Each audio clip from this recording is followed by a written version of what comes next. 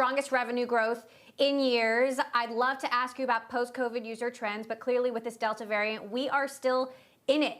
How many users who joined Twitter during the pandemic are sticking around?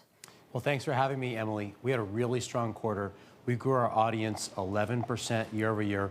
We added 20 million people to Twitter from last year, 7 million from last quarter. And we've noticed that the people who came to Twitter around the time that we all went into shelter in place last March, they've been staying with us better than previous cohorts have, which suggests to us that all the product work that we're doing to make it easier for people to find what they're looking for so they can trust what they see when they're on Twitter, that it's really working. Now, there's a lot of talk about how that Apple tracking prompt is disrupting the ad industry. I know you said it's not been a big deal for the business, but we've reported that only a fraction of users are opting in to ad tracking. And I'm curious, what does this mean for the long term? Is it impacting your ability to show direct response ads? So remember, first, Twitter is about 85% brand and 15% direct response. We also historically haven't leveraged as much of the first party or third-party signal as others have. We haven't done as great a job of it as we think we need to in the future. So we're coming at this from a different angle as others are, and we see real opportunity here. We've implemented the SK ad network. We're showing app install ads to more iOS customers than we were able to before.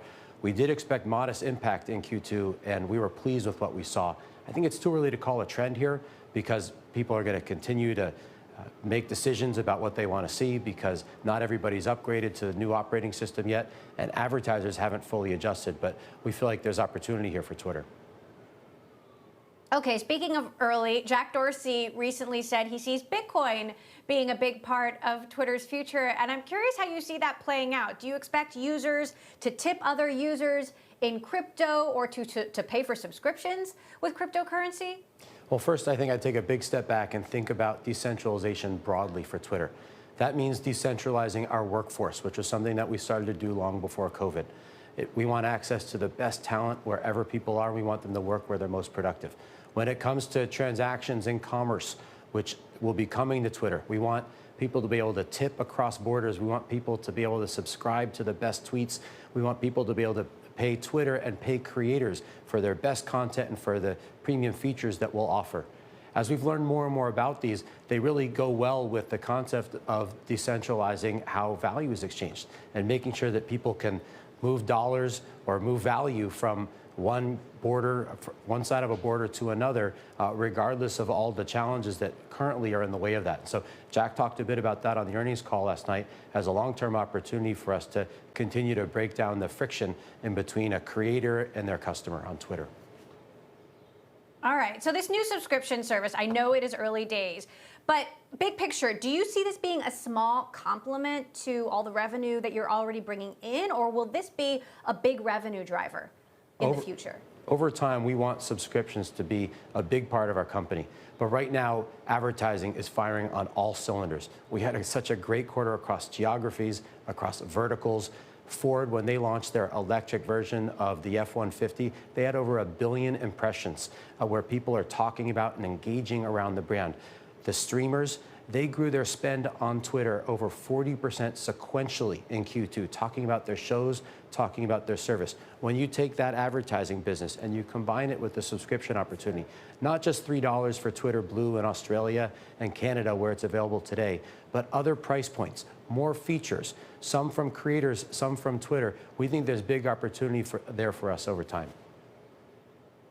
Now, Clubhouse downloads have significantly dropped, and I wonder what kind of activity you're seeing on Twitter Spaces. And if that looks good, are you thinking about monetizing that? Are you thinking about audio ads, for example, or letting users pay to join the space of a user they would like to hear from?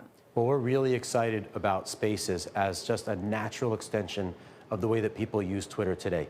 This allows people to be a part of a live audio chat, to listen, to participate, and to learn from others the same way you do with text and video and images on Twitter today. We saw Ghostbusters when it was launched a couple months ago. The cast came on to talk to people and take their questions, a great way to create engagement and excitement around a movie. The NFL is going to use Spaces to bring talent on and players on to talk about the games this season.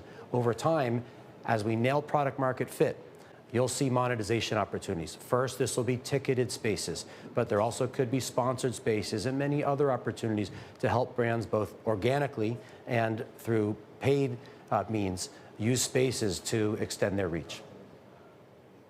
Now, you've also talked a lot about, building smaller communities so people feel more comfortable posting.